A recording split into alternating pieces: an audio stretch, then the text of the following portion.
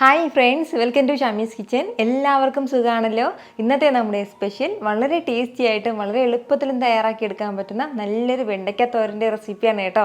അപ്പോൾ ഈ വീഡിയോ ഇഷ്ടമായാൽ ഇതൊന്ന് ലൈക്ക് ചെയ്യാനും കൂടെ തന്നെ സബ്സ്ക്രൈബ് ചെയ്യാനും ആ തൊട്ടടുത്ത് കാണുന്ന ബെല്ലൈക്കൻ്റെ ഓള് മറക്കാതെ കൂടെ ഒന്ന് പ്രസ് ചെയ്തേക്കണേ.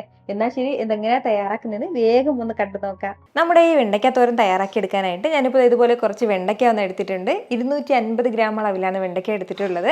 ഇച്ചിരി ചെറുതും വലുതൊക്കെ ആയിട്ടാണ് എടുത്തിട്ടുള്ളത് കേട്ടോ. തീരെ ഇങ്ങനെ മിറ്റിയ വെണ്ടയ്ക്ക എടുക്കരുത്. അത് നമുക്ക് കറി വെക്കാനാണെന്നുണ്ടെങ്കിൽ തോരൻ വെക്കാനാണെന്നുണ്ടെങ്കിലും അത്ര ടേസ്റ്റ് ഉണ്ടാവില്ല. എപ്പോഴും ഇളം വെണ്ടയ്ക്ക നോക്കി എടുക്കാൻ വേണ്ടി പ്രത്യേകം ശ്രദ്ധിച്ചേക്കണം കേട്ടോ. ഇനി നമുക്ക് നമ്മുടെ ഈ വെണ്ടയ്ക്ക ചെറുതായിട്ടൊന്ന് അരിഞ്ഞെടുക്കാം. ഇപ്പോൾ നമ്മുടെ വെണ്ടയ്ക്കയെല്ലാം ചെറുതായിട്ട് ഞാനൊന്ന് അരിഞ്ഞെടുത്തിട്ടുണ്ട്. ഇനി നമുക്ക് വേണ്ടത്, ഞാനിപ്പോൾ ഒരു കടായി അടുപ്പത്തേക്ക് വെച്ചിട്ടുണ്ട്. അതൊന്ന് നന്നായിട്ട് ചൂടായി വരുമ്പോഴത്തേക്കും ഇതിലേക്ക് നമുക്ക് ഒരല്പം വെളിച്ചെണ്ണ ചേർക്കാം. എണ്ണ നന്നായിട്ടൊന്ന് ചൂടായി തുടങ്ങുമ്പോഴത്തേക്കും ഇതിലേക്ക് നമുക്ക് 1/2 ടീസ്പൂൺ കടുക് ചേർക്കാവുന്നതാണ്. കടുകെല്ലാം ഒന്ന് പൊട്ടി തുടങ്ങുമ്പോഴത്തേക്കും പിന്നെ വേണ്ടത് വെളുത്തുള്ളി അല്ലിയാണ്. അത്യാവശ്യം വലിയ വെളുത്തുള്ളി അല്ലിയിൽ 2 വെളുത്തുള്ളി അല്ലി കനം കുറച്ച് അരിഞ്ഞെടുത്തിട്ടുള്ളതാണ്. കൂടെ തന്നെ ഒരു വറ്റൽമുളകും കൂടി ചേർക്കാം. ലൈറ്റായിട്ട് ഒന്ന് വഴറ്റി കൊടുക്കാവുന്നതാണ്.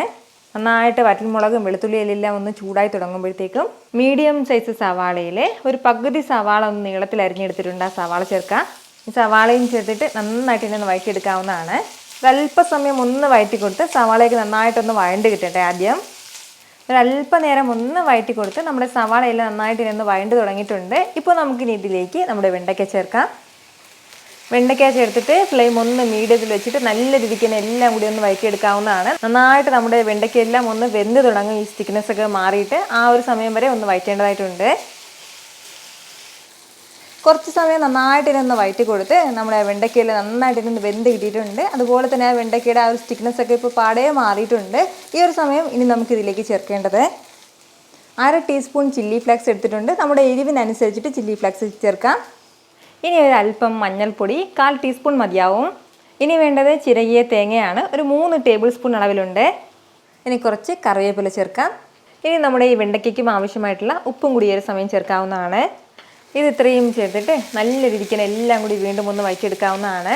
വീണ്ടും ഒരു 2-3 മിനിറ്റ് നല്ല രീതിക്ക് ഒന്ന് വഴറ്റി കൊടുക്കാം.